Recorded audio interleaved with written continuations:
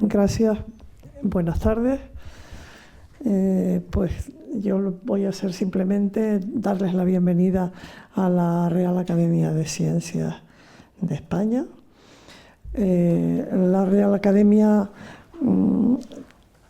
además de su trabajo, digamos, normal, colabora con instituciones que algunas no están especialmente vinculadas, como es la Fundación de la Real Academia y los programas de la Fundación. Esto que hoy presentamos aquí es parte de un programa de la Fundación de la Real Academia y que es el programa que llevan a cabo los que se enmarcan en el tan interesante nombre como We Are Da Vinci. Entonces, a ustedes seguramente los conocen y ahora mismo vamos a iniciativa de ellos, a presentarles una colección que nos interesa mucho a todos y vamos a entrar en debate, un poco en conversación sobre ella, creo. Le voy a pasar la palabra ahora mismo al organizador por parte de We Are Da Vinci y ya nos dirá un poco lo que quiera que hagamos. Gracias. Bueno, muchísimas gracias a todos, especialmente a Ana María Crespo, y felicitarte también por ser la presidenta electa de la Real Academia de Ciencias. Agradecer enormemente a la Fundación Sycomoro por invitarnos a esta iniciativa, a esta presentación de la colección, y nosotros estamos emocionados desde We Are Da Vinci en participar en esta presentación porque tiene mucho sentido también para nuestros valores. Nosotros nos definimos como una organización para el fomento del diálogo y del espíritu crítico, desde una perspectiva multidisciplinar, ¿no? Y la presentación de una colección que tiene como objeto ciertas biografías de ciertos naturalistas directamente se relaciona con nuestros objetivos, en el sentido de que la labor biográfica, la labor historiográfica de unos naturalistas ya es en sí una perspectiva multidisciplinar en la que queremos involucrarnos mucho y preguntaros por qué nos es realmente interesante, ¿no? Y con esta idea, agradecer también a Miguel Ángel Puigsamper, autor de uno de los libros y coordinador de la colección. Y bueno, teniendo la oportunidad de estar aquí con vosotros, queríamos preguntaros directamente un poco por los orígenes y el comienzo de todo este proyecto, toda esta iniciativa, y cómo surge la idea de montar esta colección y la necesidad de esta, ¿no? Y cuáles son las motivaciones principales por las cuales se llevan adelante.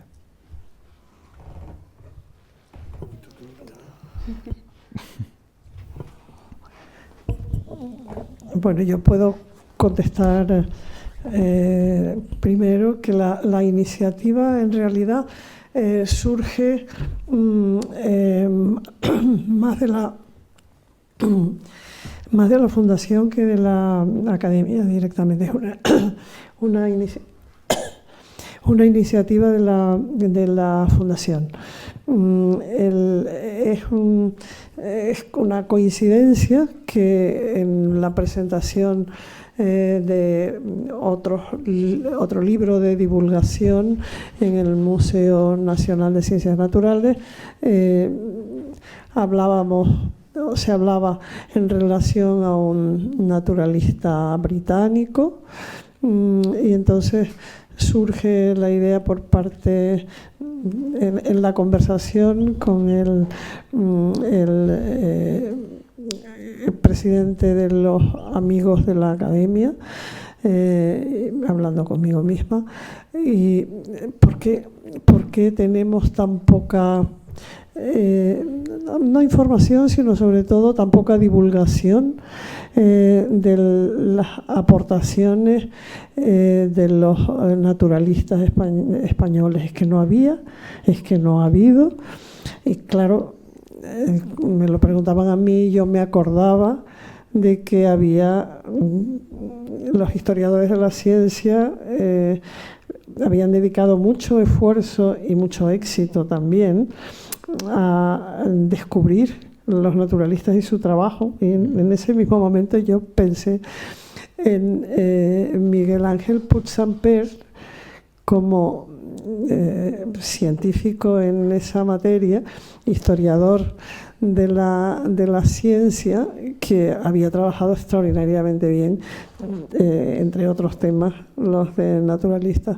Y dando vueltas, la idea esta fue madurando con el apoyo de la Fundación Sicomoro y la dedicación por parte del presidente de los Amigos de la Academia. Y se fue poniendo en marcha. Lo primero que hubo que hacer es contactar con el director, con quien era capaz de llevar esa idea a buen término, porque una cosa es decir, hemos de saber mucho de naturalistas, hemos de divulgarlo muy bien, y eso ¿quién lo hace? Y entonces es aquí quien lo hace, porque es el que puso en marcha toda la maquinaria, que es Miguel Ángel Puig Samper, y ahora le paso la palabra, claro. Sí. Yo por contar la historia íntima de la colección. La verdad es que sí, bueno, que Ana me llamó un buen día, porque yo creo que había venido aquí a la Academia en una ocasión para dar una conferencia sobre Alexander von Humboldt, creo que en alguna conmemoración o algo así, y cuando me llama Ana, pues tampoco sabía muy bien cuál era el objetivo, ¿no? Pero bueno, es verdad que José María Fuster, Maite Agujetas, la propia Ana, pues habían estado ya dándole vueltas con el director del museo, como ha comentado ella, de Ciencias Naturales, de la posibilidad de hacer algo de divulgación, al menos dedicado a los científicos del área de Ciencias Naturales, ¿no? Lo que llamamos naturalistas, que no son exactamente todos los biólogos, porque hace poco me preguntaban que si no íbamos a hacer una biografía de Cajal o del Pío del Río Ortega y otros biólogos importantes que tenemos en la historia de la ciencia en España.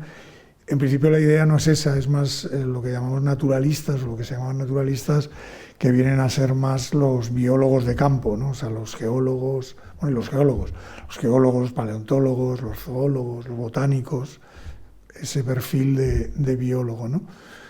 Y tampoco sabíamos muy bien en esa primera reunión, creo yo, o creo recordar, si íbamos a hacer un libro grande que recogiera un poco una historia general de los naturalistas en España, o si íbamos a hacer artículos sueltos dedicados a estos naturalistas.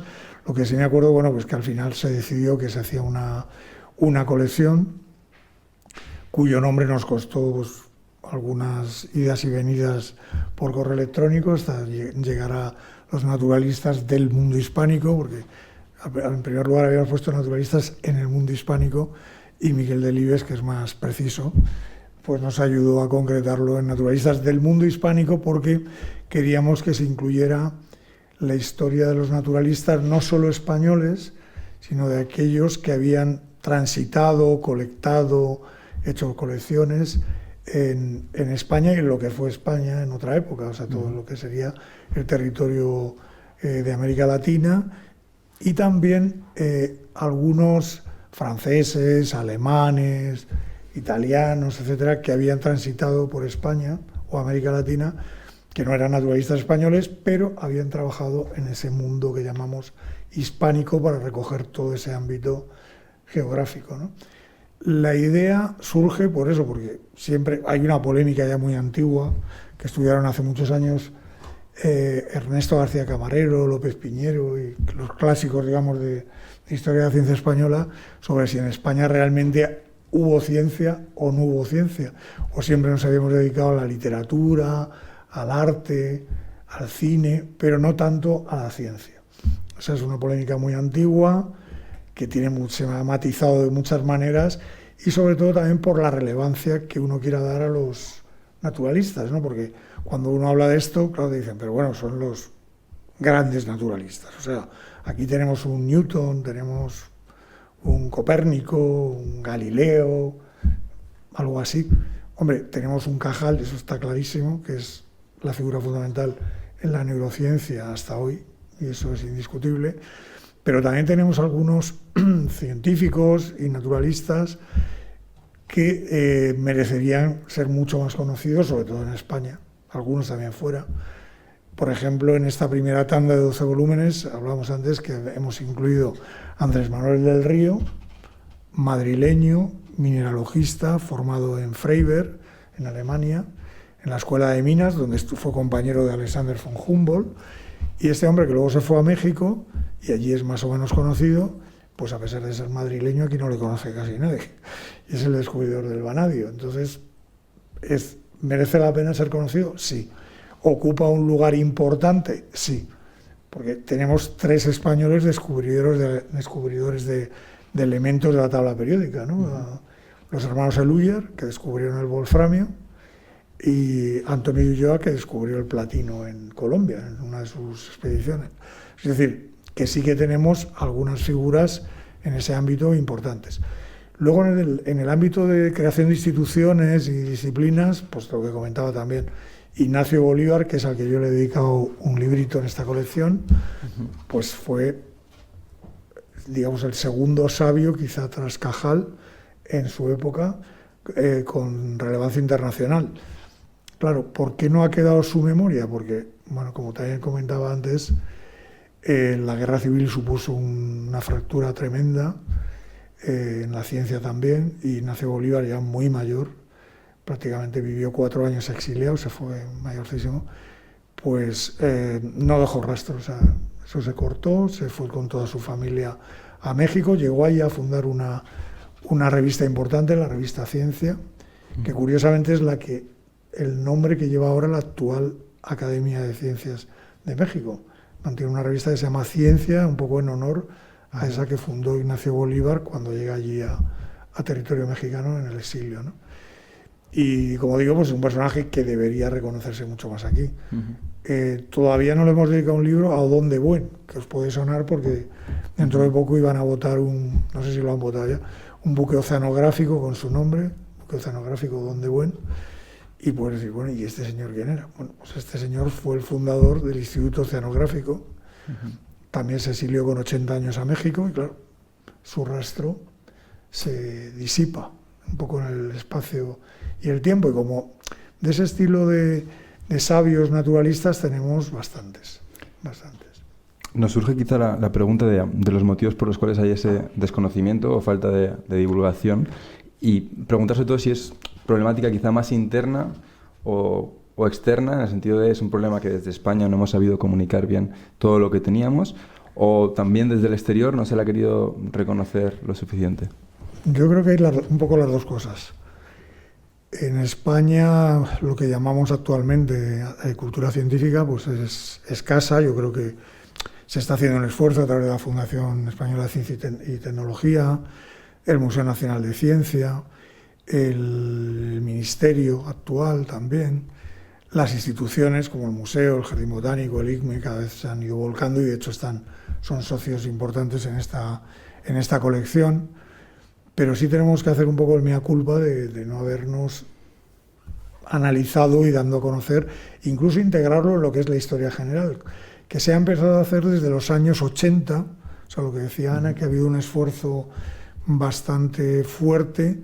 No es que antes no se hiciera nada, en la época de la República se hizo un poquito, después la INE entra algo, el profesor Agustín Albarracín, en el ámbito de la historia de la medicina y la farmacia también se había hecho algo a partir también de la posguerra, pero en el ámbito de la historia de ciencias generales más después de la transición democrática, yo creo que es cuando más se hace, y muy especialmente en el periodo que se encamina, eso desde los años 80 hasta 1992, donde era el 5º centenario del encuentro de los mundos o el descubrimiento de América, como queráis que se le llame.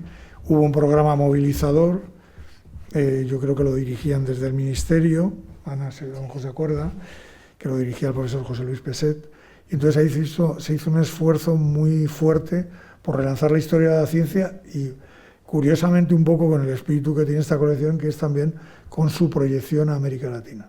Entonces ahí se empiezan a crear más plazas, hay 2 departamentos en el CSIC que funcionan bien, uno en Barcelona y otro en Madrid en el Instituto de Historia. En Valencia es donde se logra institucionalizar más a través de la Universidad de Valencia. Hay un pequeño instituto que era del Consejo Llano, se llama López Piñero, dedicado a José María López Piñero. Pero, como digo, tenemos que hacer un poco el mea culpa de no haber sabido integrar la historia de la ciencia y la historia general. Igual que en una historia general nunca faltaría, pues eso, el arte o la literatura. Cuando estamos hablando del barroco o del Renacimiento, debería estar casi obligado que se hablara de la ciencia que hubo en ese momento, fuera más relevante o menos relevante, pero debería formar parte de la cultura española, ¿no? Y luego es verdad que también hemos sufrido por los embates de alguna historiografía extranjera, ¿no? Los anglosajones casi siempre nos han eliminado de la historia, por ejemplo, de los descubrimientos, cosa que es increíble, ¿no? Que España y Portugal puedan quedar fuera de esa historia, cuando fueron las potencias rectoras de los descubrimientos en los siglos XVI y XVII, ¿no? Y es algo que actualmente, por ejemplo, hay un debate internacional sobre la importancia de la ciencia y la técnica en España y Portugal en lo que se conoce como la revolución científica, que los anglosajones siempre se la han atribuido a Inglaterra y básicamente al siglo XVII, ¿no? Especialmente a la revolución newtoniana. Bueno, pues ahora debatimos y reivindicamos que España y Portugal hicieron una pequeña revolución científica en el siglo XVI con, bueno, el hallazgo de un nuevo continente, tener constancia de que la Tierra era un planeta esférico que se podía recorrer, se da la primera globalización de conocimientos, entonces con avances muy importantes en las técnicas de la náutica, de la formación de buques, de la arquitectura de los buques, de la astronomía, de la física. Entonces, bueno, pues incluso en el campo naturalista, que también lo queremos reivindicar en la colección, pues las aportaciones de algunos naturalistas no tan profesionales, pero como José Acosta o González Fernández de Oviedo o el padre Fray Bernardino Sahagún, que dan a conocer pues las primeras plantas, animales, minerales del Nuevo Mundo, con aportaciones también en antropología y etnografía muy importantes, rescatando también lenguas indígenas, y todas esas aportaciones pues han pasado un poco desapercibidas para mucha de la historiografía extranjera, sobre todo digo del mundo anglosajón y algo en el mundo francés también, ¿no? Influencia francesa. Quizás precisamente Humboldt, un prusiano alemán, el que sí ha reivindicado más la ciencia española desde el siglo XVIII, con retrospectivas. Hace poco publicamos una edición del examen crítico de la geografía de Humboldt y reivindica de manera clarísima la ciencia que se hizo en España y Portugal, como decía, en los siglos XVI y XVII. O sea que, a tu pregunta, resumiendo, hay una parte de responsabilidad interna y otra parte de poco desprecio o marginación de la historiografía. O desconocimiento. A veces desconocimiento, pero yo creo que muchos sí saben lo que había. Sí, pero... Pienso peor. O sea, sí, pero yo... es que a veces uno piensa que allende los mares se lo sabían todo y que iban todo con unos programas preconcebidos y tal. Y yo no estoy tan segura de eso.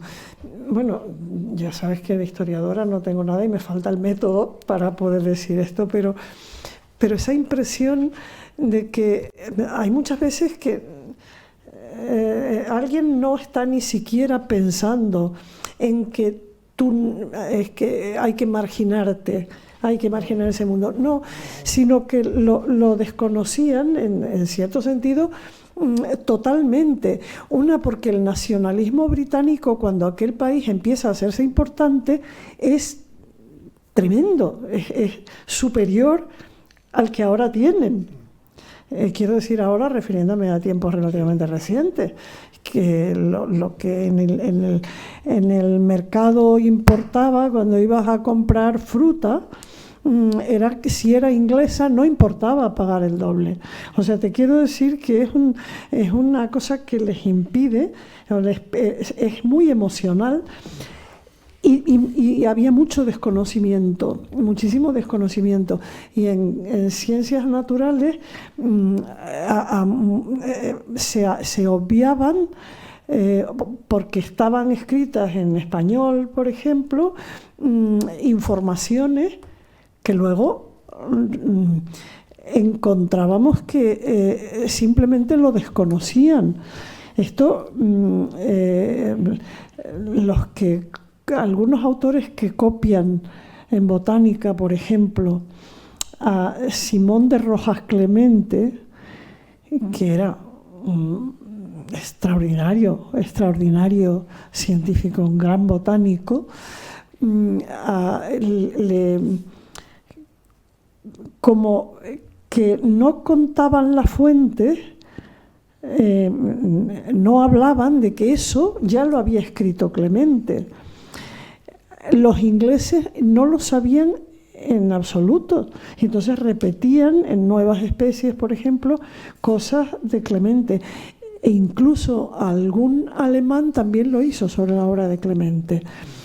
Y yo creo que casi siempre, porque su comunidad científica no se los iba a reclamar porque no lo conocían. Si él tenía mala fe, que en algún caso está probado que la tenía, los de alrededor eran tan desconocedores, tan mirándose el ombligo de aquella manera que solo el nacionalismo sabe hacer, pues así lo hacían y ya está. Había que mirar solo si la especie era nueva según los autores ingleses. Y si así era, seguían adelante. A mí eso me parece que ha operado mucho. Y luego hay otra cosa que no has contado, pero que a mí me moviliza, que es el complejo de inferioridad que en muchas épocas de la historia tiene en nuestra comunidad científica española.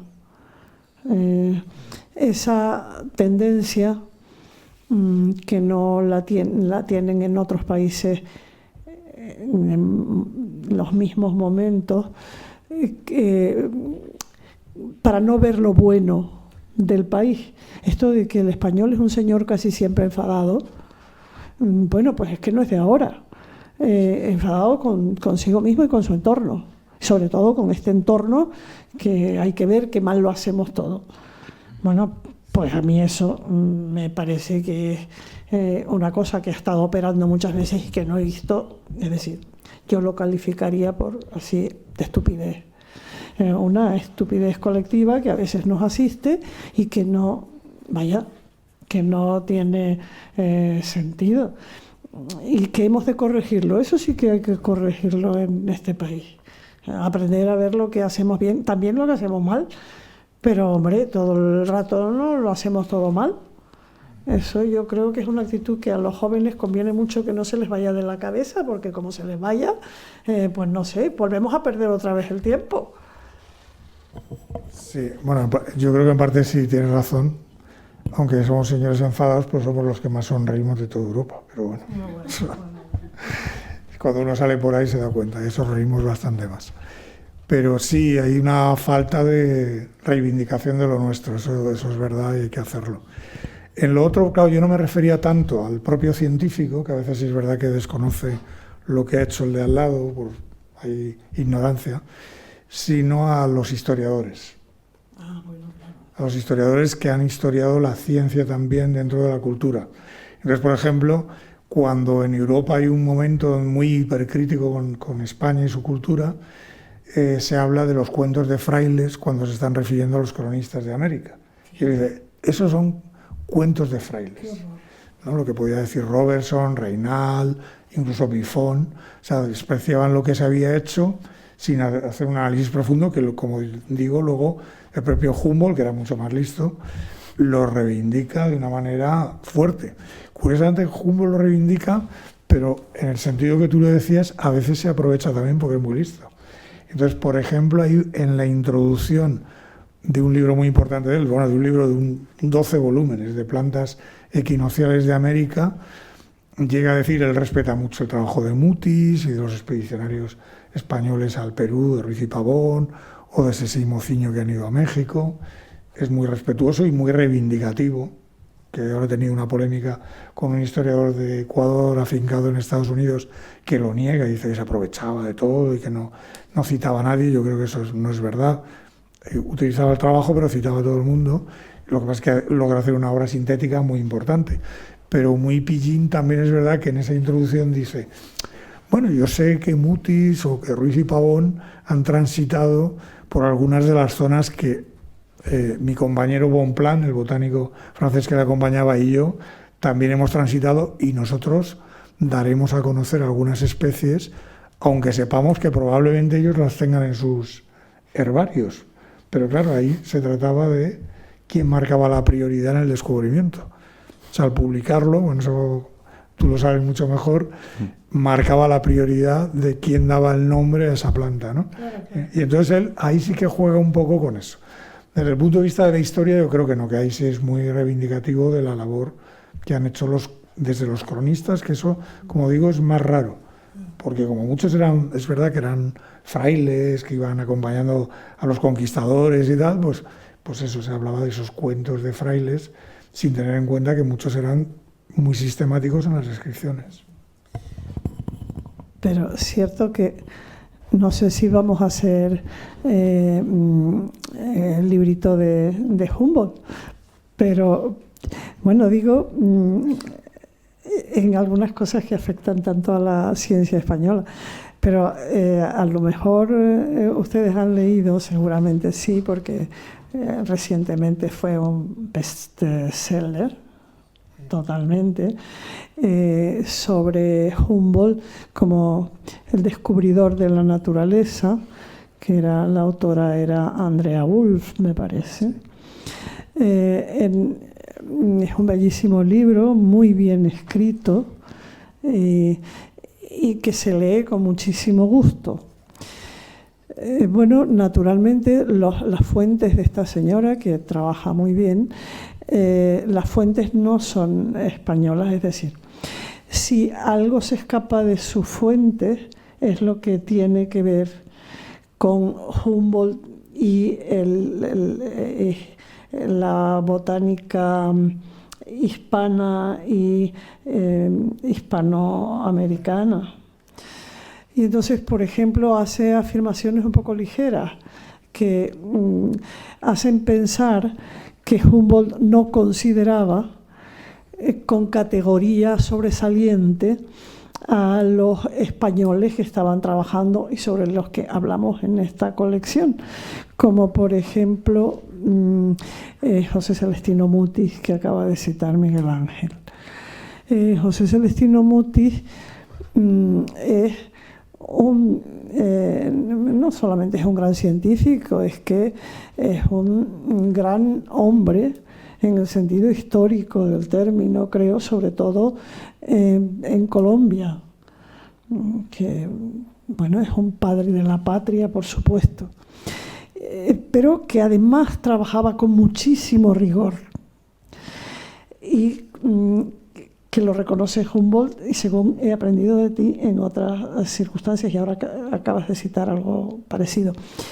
El comentario, sin embargo, en ese libro tan bueno y que tanto se ha leído aquí, es que algo así como Mutis sabía, Humboldt sabía que existía Mutis, que era un señor importante y que bueno, vamos a tratarlo bien porque tiene un poder y me voy a acercar a verlo. Bueno, esto no fue así de ninguna manera. De otra forma completamente distinta. Humboldt y Bonpland se acercan allí porque necesitaban de Mutis y porque querían escuchar a Mutis y querían ver las colecciones de Mutis, etcétera, pero no porque Mutis fuera un señor que mandaba mucho, no sé qué o no sé cuánto, no. Eso no fue así, porque creo que los hechos lo demuestran. Corrígeme por si acaso. No, ¿Se oiga tu voz? Sí, sí. No, yo reitero lo que se dice. No, es verdad. O sea, claro, ese es un caso, por ejemplo, no es de bibliografía reciente, que es una periodista germano-norteamericana, que es verdad que ha vendido miles de libros, o sea, se ha leído muchísimo, traducida a muchos idiomas, incluyendo el español. pero que tiene ese defecto, o sea que justo lo español y lo hispanoamericano desaparece de sus páginas. Entonces, está bien construido, bien escrito, pero cuando, claro, los historiadores de aquí, los geógrafos han hecho las críticas a ese libro, básicamente dicen, bueno, ¿y dónde está España y el mundo hispánico? Sobre todo porque Pagliuti, claro, de quien ella está hablando, claro, una persona menor. Es muy importante y, no, y está desaparecido, ¿no? Por terminar con este dilema, sí que me surge preguntaros mucho por dónde se da el debate internacional, ¿no? Hay historiadores que critican lo que se publica, periodistas, pero ¿en qué términos se podría quizá reclamar más o esa lucha, intentar llevarla más a cabo, más allá de historiadores? Pues, claro, eso es difícil, ¿no? Ya tú, yo cuando te hablo, por ejemplo, de debates de historiadores portugueses y españoles frente a anglosajones, pero claro, es una polémica muy académica, o sea, muy dentro del ámbito de las revistas americanistas y de las revistas de historia de la ciencia, las revistas humboldtianas. O sea, por ponerte el caso concreto del que comentaba antes, claro, la polémica surge cuando yo leo un libro que está hecho para criticar el de Andrea Wulf, que el de Andrea Wulf se llama La invención de la naturaleza. Entonces este profesor ecuatoriano, Jorge Cañizares, le llama al suyo, que en realidad es un volumen colectivo, le llama La invención de Humboldt. Como un poco para parafrasear al otro, pero también criticar mucho a Andrea Wulf, pero aquí lo que hace es lo que yo llamo un anti-Humboldt.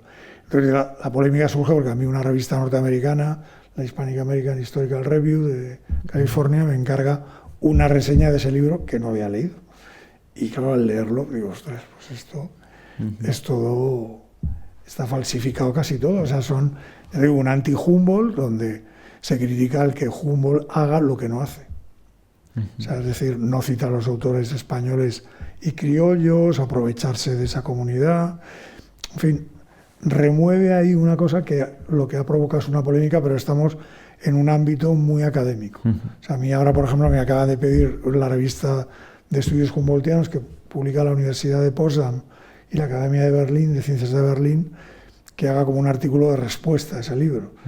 Que bueno, pues lo iré haciendo con calma, ¿no? Porque tampoco quiero que sea un artículo reactivo, ¿no? Sino algo bien pensado y con fuentes que puedan demostrar lo que yo quiero decir, ¿no? Pero el debate no suele salir de ahí, o sea, no sale a la esfera pública, digamos, que estaría muy bien que pudiera salir, pero no sale. Porque al final marca la narrativa, ¿no? O sea, que es algo... Sí, pero en este caso ya te digo, de momento está un poco en esa esfera más académica, donde los especialistas sí saben que hay este lío, o este debate, y se posicionan, claro, algunos a mí me ponen, te lo puedes imaginar, y otros no, pues me defienden vehementemente, pero bueno, hay un debate sobre esto, ¿no? Que como te digo, tiene sus raíces históricas. O sea, Cabanilles tiene un artículo muy importante y el propio creador del Archivo de Indias, Juan Bautista Muñoz, que intentó hacer una historia de América científica y documentada, fue una reacción al desprecio que se hizo en una edición de una de las enciclopedias francesas frente a la labor de España en la ciencia. O sea que siempre es como que estos son de ida y vuelta, ¿no? Total. También nos han surgido dos contrastes, ¿no? El primero, el análisis de naturalistas en el mundo hispánico en comparación con otros naturalistas, y por otro lado el análisis historiográfico que se hace potente de los naturalistas en comparación con otro análisis historiográfico de otro tipo de científicos. ¿Cuáles son las diferencias grandes entre estudiar a naturalistas frente a otro tipo de científicos y si el estudio es diferente o se pueden notar diferencias sustanciales en la historiografía? Sí, claro, la época puede ser una de las que marque. O sea, nosotros naturalistas vamos a considerar básicamente, aunque las raíces profundas vienen de Plinio, pero vamos a considerar básicamente desde el siglo XVI, o sea, las obras de Sahagún, de Fernández de Oviedo, Francisco Hernández, son obras monardes, que son naturalistas médicos que se mueven en el siglo XVI, pues prácticamente hasta época muy reciente, sin que pisemos el callo a nadie y que sea demasiado reciente, ¿no? Eso tenemos que tener un poco cuidado porque en historia conviene dar un cierto margen de años para poder tener Primero, para tener la documentación adecuada. Luego, respetar las leyes que nos impiden el acceso a la documentación que no se libera hasta pasado un cierto número de años. Y luego también respetar un poco por la memoria de gente que ha desaparecido recientemente. Claro, hay disciplinas, contestándote en lo tuyo, pues que son mucho más recientes. O sea, claro, yo sí quiero hacer el estudio, por ejemplo, que se ha hecho alguno de la incidencia de la teoría de relatividad en España, ¿no? Para ver cómo Blas Cabrera y su equipo en la Junta para Ampliación de Estudios recibe, estudia, analiza la teoría de la relatividad de Einstein, al que invitan incluso a venir a Madrid, pues claro, me voy a mover en un contexto mucho más contemporáneo, ¿no? Y podría ser diferente el análisis. Es verdad también una cosa que te comenté antes de entrar aquí, que también depende de la perspectiva del historiador de la ciencia y qué historiador de la ciencia sea. Porque en historia de la ciencia le comentaba a Manuel que, claro, históricamente en el última mitad del siglo XX, lo que llamamos del XXI, hay como 3 generaciones importantes. La primera son médicos y farmacéuticos que tenían, bueno, muy establecidas sus disciplinas, había una tradición académica potente en las universidades.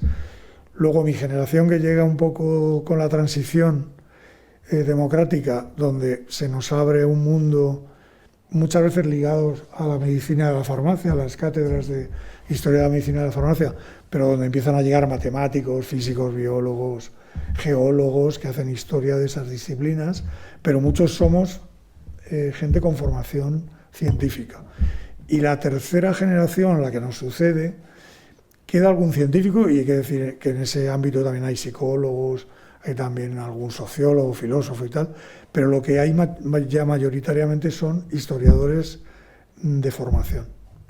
Entonces, tú me decías, ¿cambia mucho la manera de abordarlo?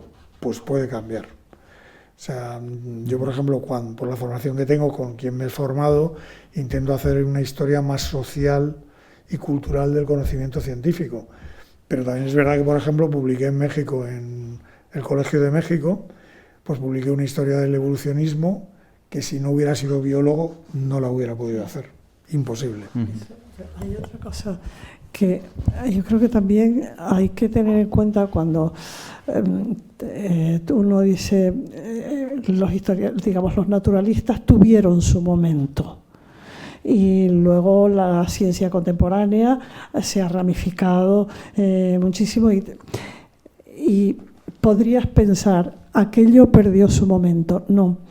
En ciencia, mi opinión, que me parece que es bastante compartida, es que en ciencia nada se muere del todo si era sólido. Y entonces, por ejemplo, ahora mismo, que hubo un momento de una polémica brutal cuando cuando la síntesis biológica se pone en marcha, primer tercio del 20 y todavía un poco posterior, resulta que se llega a afirmar que los naturalistas son personajes que está bien que identifiquen plantas o animales, pero que dejen hacer la ciencia a los que son científicos. Y así está escrito en algún libro importante, como la aportación fundamental de Hyénich al clavismo. Bueno, muy gordo el asunto. En el momento presente, los bancos de datos que se llenan de genómica de la diversidad está aportada por naturalistas. Naturalistas, cierto, que renovados, tomando el instrumento o la herramienta que es la biología molecular y la genética, dan un vuelco a todo eso. Ahora mismo se pueden hacer estudios de biodiversidad en términos de la emergencia climática porque existen esos y porque nunca murieron los naturalistas. Porque si llegan a haber muerto íbamos aviados con los nombres de las especies, por ejemplo, ¿no? Por decir solo un ejemplo. Dicho eso, yo creo que en historia me pega que debe pasar algo muy parecido siempre. En ciencia no se muere nada que esté bien hecho. sirve para que se avance sobre ello y para que el paradigma en cada momento cambie, porque ciertamente los cambios de paradigmas también hacen la historia de la ciencia, pero morirse, no. Además me niego completamente. Entonces, quizá preguntaros también por esa diferencia de perspectivas a la hora de hacer historia de la ciencia. ¿Qué diferencias sustanciales encontráis entre las diferentes generaciones de historiadores, ¿no? Porque no tiene nada que ver una aproximación que otra. Sí, hombre, la generación, como yo decía, de Lain Entralgo o del profesor Folk en farmacia, claro, vamos a ver, era un tipo de historia de la ciencia y de la farmacia muy clásica, normalmente muy erudita. O sea, yo recuerdo clases con Lain Entralgo, con el profesor Agustín Albarracín, que también fui alumno de él, y era gente pues, que controlaba perfectamente el latín, el griego, la cultura clásica. En ese sentido era como mucho más erudita y tenía también su valor, ¿no? Yo se lo sigo dando. La siguiente generación, la ventaja quizá es lo que te comento, que cuando uno quería hacer historia de las ideas, pues necesita tener una base científica. O sea, si yo quiero pues ver qué pasa en paleontología, ahora que me estoy acordando de nuestro amigo Dino, Pepe, pues claro, si tú no conoces las teorías geológicas y te pones a estudiar por ejemplo, a Werner, que era diluvista, frente a los neptunistas y tal, pues te pierdes, generalmente. Es verdad que cuando estamos hablando del siglo XVI al XIX, los niveles de complejidad de la ciencia son asimilables, es decir, que tú, aunque hayas estudiado filosofía y letras, puedes llegar a estudiar ciencia para alcanzar ese nivel que era el que se tenía en esa época, o sea, no es tan complejo como estudiar física en la actualidad, por ejemplo, ¿no? O geología. O sea, es mucho menos complejo y puedes llegar... Pero es verdad que si tú quieres hacer un libro, como el que comentaba antes, sobre evolución, sin tener claro lo que es la evolución biológica y conocer cómo evolucionó desde Darwin hasta las teorías sintéticas, cuando luego se descubre en la molécula del DNA y cómo se va avanzando y todo esto, pues es imposible. ¿Qué limita a los historiadores que yo conozco, y con muchos son alumnos míos, o sea, historiadores generales o del arte? Pues que a la falta de sus conocimientos, bueno, quizá tienen una mejor metodología en la investigación histórica pura y dura. Entonces, por ponerte un ejemplo, la expedición de Alejandro Malaspina, uno de los libros mejores es de Juan Pimentel, que es historiador, pero es un libro muy erudito, con una perspectiva más de historia de las ideas no biológicas y de contextualización histórica europea, que está muy bien hecho. Si yo le hubiera pedido a Juan Pimentel que hiciera un análisis de la obra que hacen ahí los naturalistas, que hay varios, o sea, Tadeo Henke, Antonio Pineda o Luis Ney, que eran botánicos o zoólogos, pues probablemente se hubiera perdido porque no tiene capacidad de conocimientos para poder hacer un análisis de en qué fase del conocimiento biológico estaban estos naturalistas, ¿no? Déjame que te pregunte una cosa.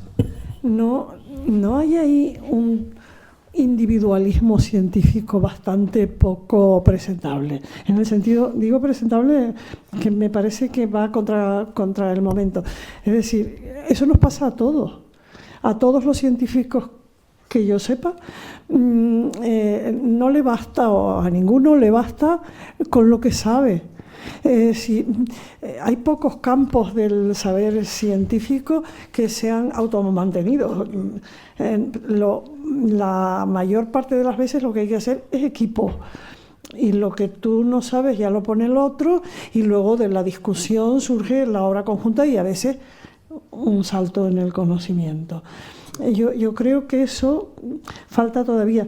A estos jóvenes que hablabas de esta última generación, a lo mejor es bueno que en lugar de ser este o aquel, con este o aquel background, a lo mejor es bueno que se junten gentes de distintos backgrounds y den lugar a una cosa más amplia, más... ¿no? Bueno, Sí, esto, o sea, te lo voy a decir, te lo está comentando a nivel de investigación individual. Lo que dice Ana es verdad, o sea, cuando se forman equipos para proyectos de investigación, por ejemplo, yo lo viví porque empecé mi trabajo en el Jardín Botánico. Entonces, claro, ahí conecté rápidamente con taxónomos que me aportaban cosas que yo no sabía. O sea, Entonces es verdad que haciendo esos equipos pluridisciplinares se alcanzan objetivos mucho mayores y hay saltos de conocimiento, ¿no? Entonces, claro, en los departamentos del Consejo, pues se intenta que esto pase y a veces pasa y a veces no. O sea, yo ahí tengo algún caso en nuestro departamento de un historiador, por ejemplo, puro y duro, Ricardo Campos, que me acuerdo cuando empezaba a hacer historia de la medicina, historia social de la medicina, pues estaba siempre como angustiado porque estaba rodeado de médicos, ¿no? Y decía, es que a mí no voy a poder desarrollarme aquí porque no soy médico. Sin embargo, se ha convertido en presidente de la Sociedad de Historia de la Medicina Española, muy reconocido, tiene un enfoque un poco diferente, pero también porque él se ha sabido organizar metodológicamente y en equipos de historia de la medicina con ángulos distintos, ¿no?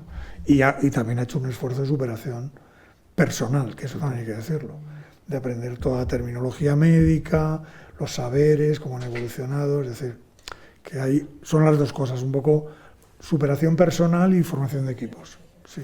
Total, Bueno, por cerrar ya y concluir, quizá preguntaros por algo que puede ser de interés más práctico, y es que al final esta colección la habéis coordinado entre 4 instituciones de muchísimo renombre. Preguntaros cómo ha sido la coordinación de esos trabajos y cómo ha sido, quizá la respuesta muy concreta, pero intentar ser lo más rápido posible porque hay muchas cosas que hacer, pero...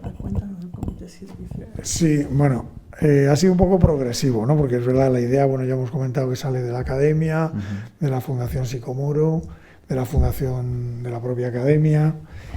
Y luego, bueno, pues la verdad es que el museo ha estado desde el primer momento porque, claro, el director había estado en esas primeras conversaciones y, bueno, se incorpora de manera casi automática. Es luego cuando empezamos a pensar que hay que dedicar títulos a botánicos, a geólogos, paleontólogos, cuando en primer lugar se nos ocurre invitar al Jardín Botánico y pasa la directora a formar parte del comité científico de la colección, y pensando luego en ampliar y el área, digamos, de la Tierra, invitamos a la directora del Instituto Geológico y Minero para que también forme parte de este staff de la colección, ¿no? Y bueno, con una reacción, la verdad es que francamente muy positiva. Total, pues muchísimas gracias a los 3 y muchísimas gracias por participar en esta presentación. Bueno, veis en pantalla la colección y entiendo que está accesible, pondremos en el link en todos los sitios digitales. Y bueno, que un placer y que ha sido mucho aprendizaje y nos llevamos muchas ideas para seguir trabajando y os lo agradecemos enormemente. Muchas gracias a vosotros.